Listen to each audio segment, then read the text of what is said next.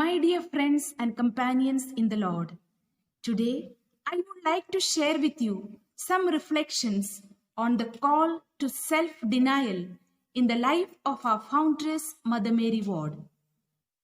Life hinges upon the choices we make. The choice depends on the quality of our life. The life of Mother Mary Ward was a series of choices wherein she denied her self-will, self-interest, and self-love. Despite the suffering, loss of property, and even death of her dear ones, she remained faithful to her religion. Brought up in such an atmosphere of heroism and self-sacrifice, Mary grew up to be a woman of deep faith, steely determination, and unswerving loyalty to the Church. As a little girl, she was ready to give up her chickens, which was so dear to her, for the sake of poor prisoners. Already, at the age of 15, she decided to be holy gods. But it was only at the age of 21 that she was allowed to follow her dream of becoming a religious, and then she left her motherland, loving parents, relatives and friends, and above all, the comfort and convenience of a family. When all the girls of her age were fascinated by their fiancés, Mary denied all the marriage proposals with a greater purpose of leading a religious life. In 1606, she crossed the English Channel and went over to Saint Omer, where she joined the Poor Clare convent as a lay sister, only to discover later that she was not to be a Poor Clare. There she lived an austere life, ate poor food, and slept on straw mattress.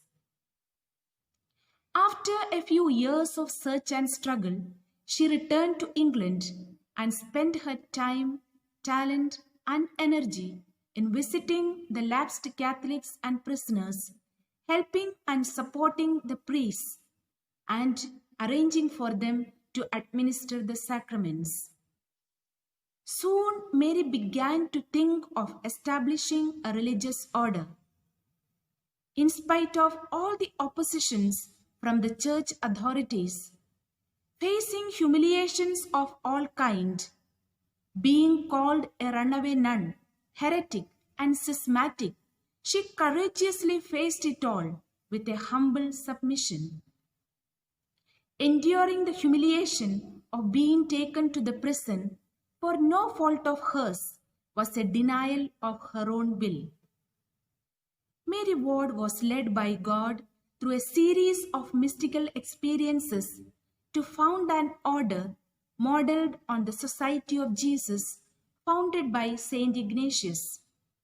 He too was an embodiment of self-denial and self-sacrifice whose example she followed. Self-denial, as practiced by our Lord, is the substance of every virtue and that which makes Christian love a living reality.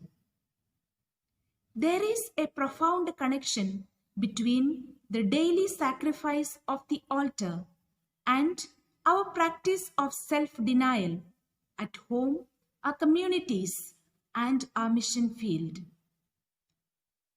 Therefore, my dear sisters, let us deny our own likes and dislikes, comfort and convenience, pride and arrogance, and follow Jesus our Master, who was humble and obedient, and our foundress Mother Mary Ward, who always wished to do God's will in her life. May God bless us all.